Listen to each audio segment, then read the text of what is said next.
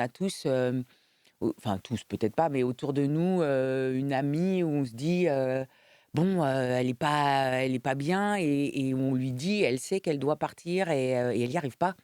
Et c'est pas forcément, alors il y a des raisons économiques et cetera, bien sûr. Et c'est pour ça que je voulais pas non plus que ce enfin, j'ai pas voulu, aborder précisément comment? L'argent et le milieu socio-économique de ces gens. Bon, on devine que ça va, mais c'était pas ça le sujet. Si elle peut pas partir, c'est pas parce qu'elle peut pas assurer sa survie. C'est alors qu'il y a des femmes pour qui c'est ça. C'est pour ça que je fais attention à ce que je dis. Mais parfois, il y a rien d'objectif qui t'empêche de partir.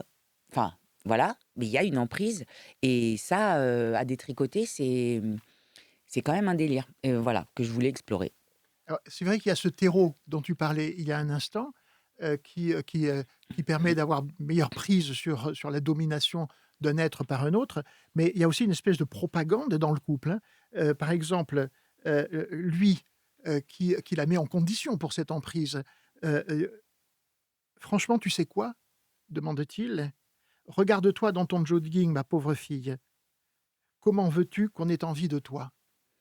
Et puis aussi, heu le moment où elle devient enceinte, elle raconte: «J'ai compris que le sentiment qui s'invitait dans mon ventre serré, c'était la peur de ne plus lui plaire, la peur de lui déplaire».